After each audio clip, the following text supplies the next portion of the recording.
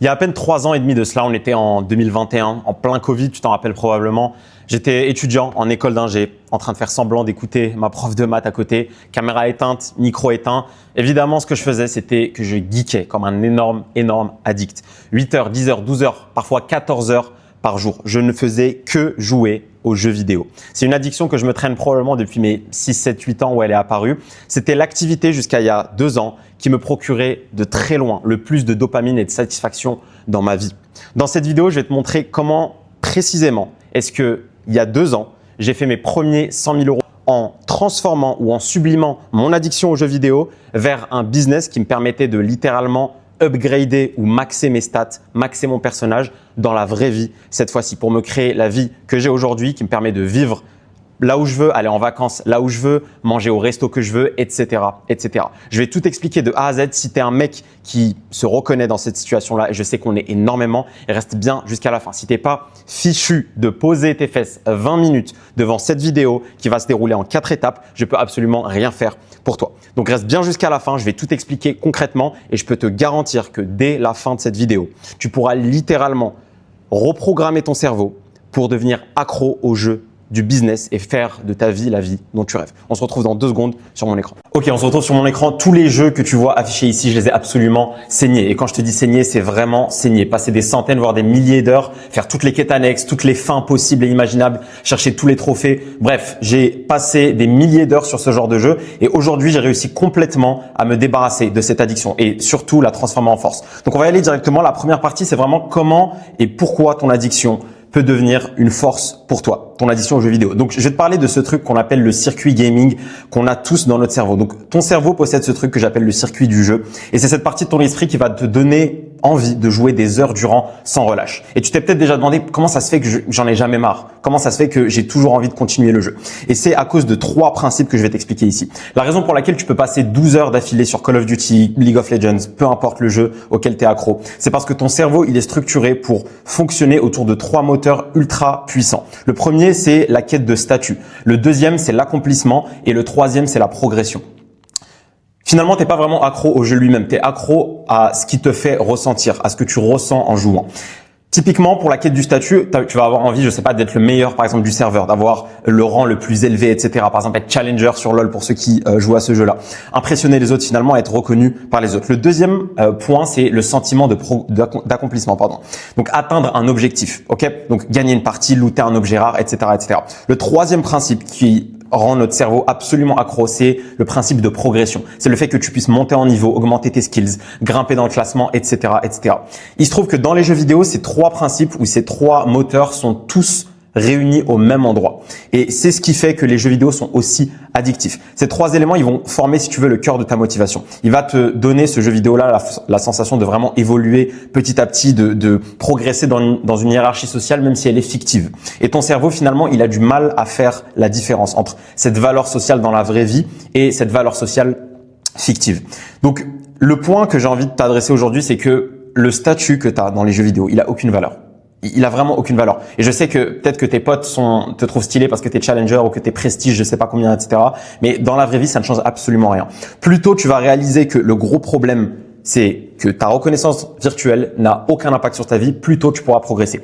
Je vais te donner des exemples ici. Tu vas pas gagner plus d'argent en ayant un super classement. Ok, les gamers sont broke. Tu le sais probablement. Ils ne font pas d'argent. Ils font d'argent avec des choses annexes à leur capacité en jeu vidéo.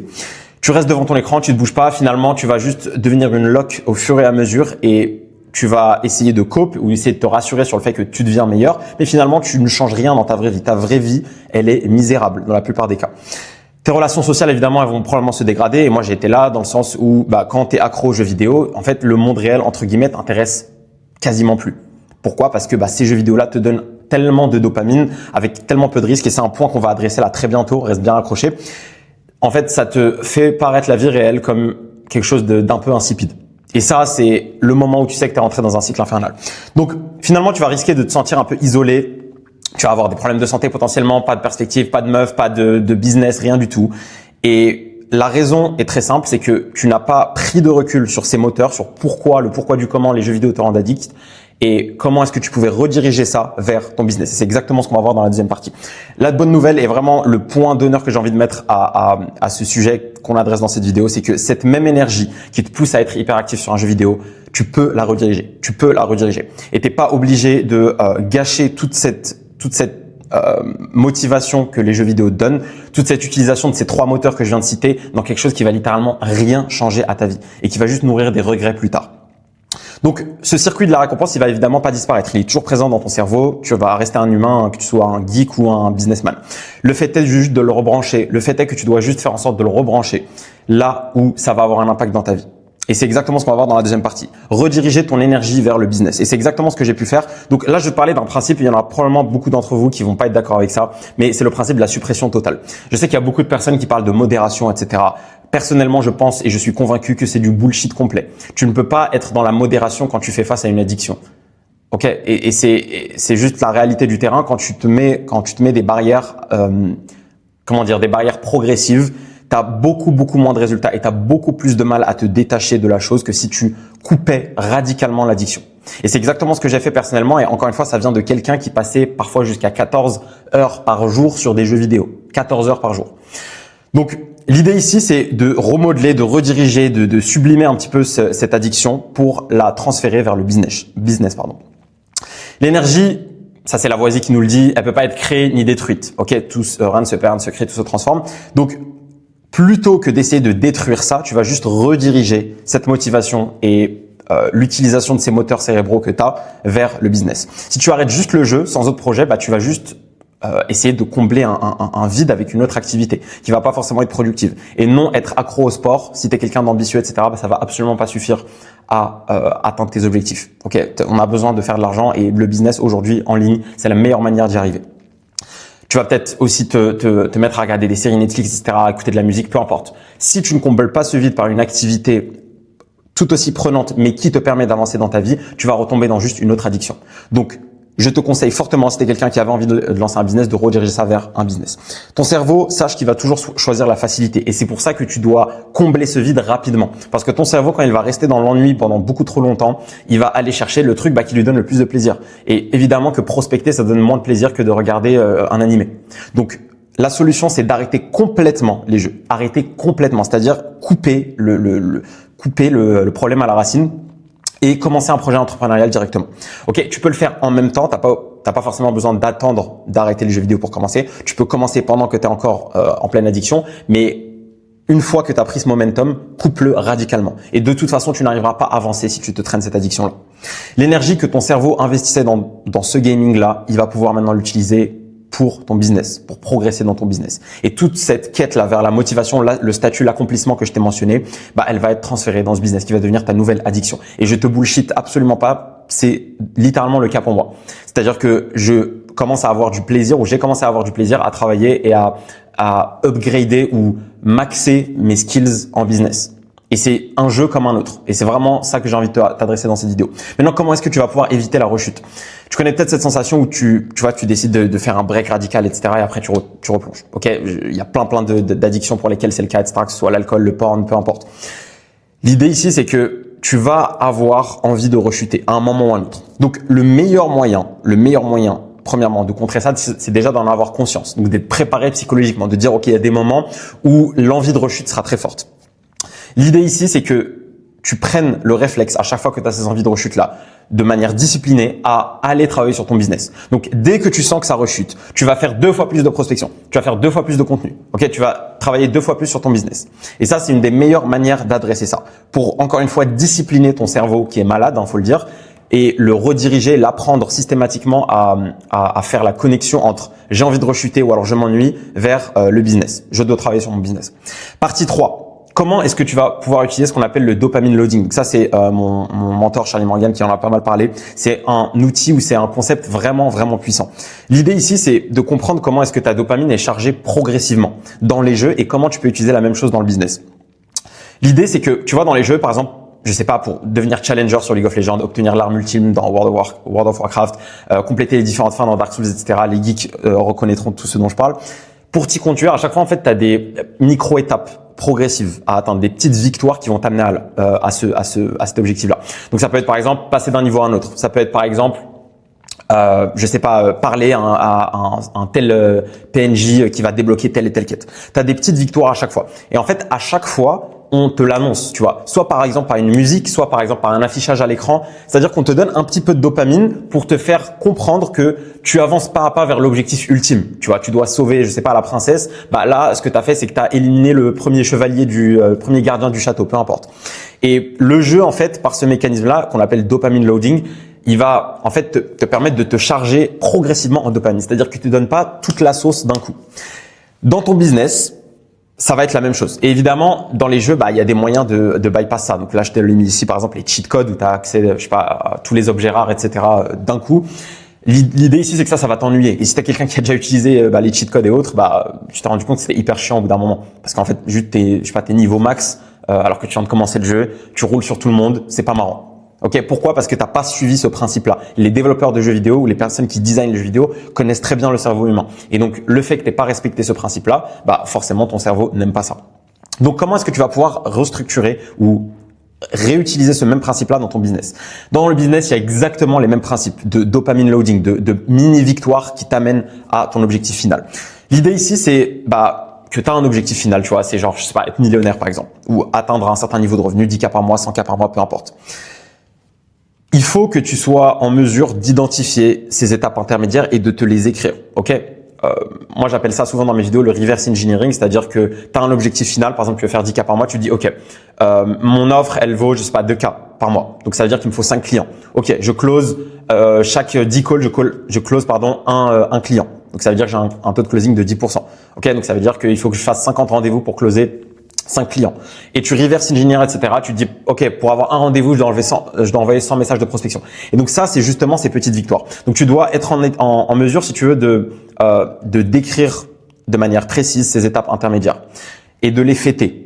Pas les fêter comme si c'était la Coupe du Monde, comme je t'ai mis ici. Faut rester réaliste, mais juste de marquer les accomplissements un par un en fait. C'est-à-dire que quand tu as fait tes 100 messages de la journée ou tes 50 messages de prospection de la journée, tu es content, tu checkes ça. OK, objectif de la journée accompli. C'est ta micro-victoire, tu vois. Tu as passé l'étape 1 dans ton dopamine loading. Quand tu as fait, je sais pas, tes 100 pompes, si tu es quelqu'un qui travaille plutôt sur son physique, tu as checké tes 100 pompes, tu as fait ton premier objectif. Ça ne veut pas dire que tu as atteint l'objectif final qui est par exemple être ultra musclé ou qui est par exemple faire 10K par mois, 20K par mois, 100K par mois, mais tu as checké cette victoire intermédiaire qui va permettre à ton cerveau d'avoir hâte en fait d'accomplir la prochaine. Et ça encore une fois, c'est un peu des stratégies d'automanipulation de ton cerveau, mais la dopamine ou la gestion de ta dopamine, c'est quelque chose qui va littéralement changer ta vie. Et prendre le modèle des jeux vidéo, c'est quelque chose qui a été vraiment game changer pour moi. C'est pour ça que je te dis depuis le début de cette vidéo que les geeks d'entre vous là qui regardez cette vidéo, vous avez beaucoup plus de facilité à comprendre ce délire et à apprécier le jeu du business, à devenir accro au jeu du business que les autres. Parce que c'est très similaire. Vous allez voir énormément de similitudes entre ces deux mondes-là, pardon. Pourquoi est-ce que tu dois continuer à te fixer des objectifs? Tout simplement parce que tu vas pouvoir mettre en place ce process de dopamine loading. Ok? Fixe-toi en permanence de nouveaux objectifs qui sont de plus en plus ambitieux. Évidemment, c'est pas que tu as atteint les 10K par mois que tu voulais atteindre que le jeu est fini. Non, il faut aller chercher les 20, 30, 50, 100. Évidemment, tu peux être satisfait par 10K par mois et ça peut ne plus être un objectif pour toi. À ce moment-là, c'est chacun se fixe ses propres objectifs, mais tu peux avoir d'autres objectifs qui sont pas forcément liés au business. Par exemple, je sais pas, tu as envie de fonder une famille. Par exemple, tu as envie d'avoir un physique de fou. Tu as envie d'avoir un cardio de fou. Tu as envie de devenir bon en combat. Peu importe. Fixe-toi à chaque fois de nouveaux objectifs et recommence, mets-toi dans une position où tu peux recommencer ce cycle de dopamine loading. Des petites étapes perpétuellement, des mini-récompenses et surtout un gros objectif vers lequel toutes ces micro-étapes t'amènent. C'est comme ça et il n'y a aucune autre solution pour rester constamment motivé. Et contrairement à ce que la plupart des gens te disent, la motivation c'est important. Il y a beaucoup de mecs qui pushent le narratif de ouais, c'est que la discipline qui compte. Honnêtement, tu tiens pas sur le long terme. Et quand je te parle de long terme, c'est genre 5 ans, 10 ans sans avoir un minimum de motivation. C'est vraiment du bullshit complet. Tu peux pas être animé uniquement par la discipline et vraiment être en douleur perpétuelle dans ton travail sur du très long terme. La discipline, ça marche à court terme. Dernière partie, c'est rééduquer un petit peu tes récepteurs de dopamine. J'ai envie de t'expliquer un délire que t'arrives probablement pas à conceptualiser, c'est que certaines personnes aiment travailler. Ok, et j'en fais partie. Et j'aurais jamais cru dire ça avant il y a, je sais pas, peut-être 2 ans. Il faut que t'imagines dans ton cerveau, tu vois, t'as tous ces récepteurs de dopamine là et tout ce que tu fais qui te procure du plaisir, tes récepteurs, ils vont l'associer entre guillemets à des croyances. Ok, c'est un peu de la neuroscience là ce que je t'explique, mais grosso modo c'est ça. Il y aura un peu cette sensation de ok, c'est bon pour moi, j'ai envie de continuer, etc. Quand tu es focalisé sur les jeux vidéo, ces récepteurs là, ils vont être tournés forcément vers le gaming. Ok, si tu retires complètement le jeu, donc que tu as suivi l'étape 2, tu retires complètement le jeu, tu te mets à fond dans le business, bah en fait tu vas reprogrammer tes récepteurs de dopamine pour qu'ils soient accros à la satisfaction que te procure ton travail. Donc par exemple, ce que j'ai mentionné juste avant, c'est-à-dire cocher la mini victoire du jour. Au début, ça va être difficile. Pourquoi? Parce que ton cerveau, il est habitué à de la dopamine peu chère, bon marché, ok, à de la gratification vraiment immédiate. Donc au début, ça va être vraiment difficile. Tu dois résister pendant cette période-là, qui est un peu la période de désintox, ok? Mais progressivement, tu vas commencer à avoir tes premiers résultats. Et parfois, ça peut être des trucs entre guillemets insignifiants. Tu as fait, je sais pas, ta première vente, par exemple, tu vends un infoproduit ou une mini-formation. Tu as fait ton premier appel de vente.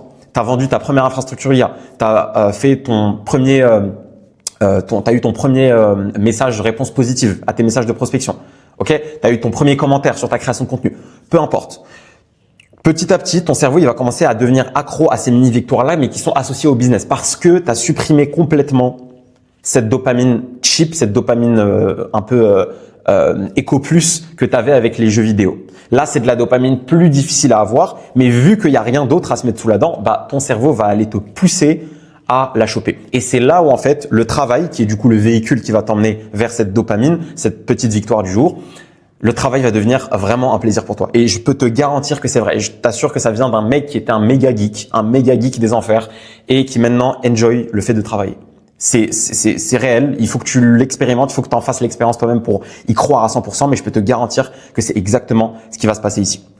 Avec le temps, tu deviendras littéralement accro à l'entrepreneuriat et c'est vraiment ça, si tu veux, l'objectif que tu dois te fixer. Parce qu'en fait, si tu es accro au jeu de l'entrepreneuriat et que ça devient un jeu pour toi, la victoire, elle est absolument inévitable. Et c'était un peu l'objectif de toute cette vidéo-là, c'est de te montrer que ton addiction là aux jeux vidéo, il suffit juste de la sublimer, tu as juste à la rediriger. Genre là, tu as une arme, tu as littéralement un cheat code dans la vraie vie qui te permet de gagner quoi qu'il arrive. Parce que si tu es accro au jeu de l'entrepreneuriat et que tu enjoy vraiment ça, c'est-à-dire que ça te saoule pas en fait, t'as pas envie de te tuer quand tu es en train de travailler, t'aimes ça, c'est-à-dire que tu sacrifierais ça pour des trucs genre regarder une série Netflix. Si t'aimes vraiment ça, en fait, c'est impossible que tu ne gagnes pas. C'est impossible que tu ne gagnes pas parce que chacun de tes échecs, chacune des difficultés, elle sera pas vue négativement. Tu verras juste ça comme, je sais pas, le boss que t'as pas réussi à battre. T'as pas closé un client, ok, bah le boss il était niveau 97, j'étais que niveau 79. C'est pas grave, je continue à farmer des sbires pour augmenter de niveau. Et les sbires en question, je sais pas, c'est par exemple revoir ton appel de vente, améliorer ton script de vente, faire plus de contenu, etc., etc. Donc voilà pour cette vidéo, j'espère qu'elle t'a été utile. Comme d'habitude, passe à l'action. Rien ne se passera dans ta vie si tu passes pas à l'action, y compris cette vidéo. Donc regarde cette vidéo si tu en as besoin et que tu es toujours accro à ce mal entre guillemets qui sont les jeux vidéo. Mais comme je t'ai dit, moi je pense que tous les mecs qui sont des geeks auront beaucoup plus de facilité à rediriger leur énergie et leur motivation sur le business comparé aux autres. Passe à l'action et j'espère que cette vidéo t'a été utile.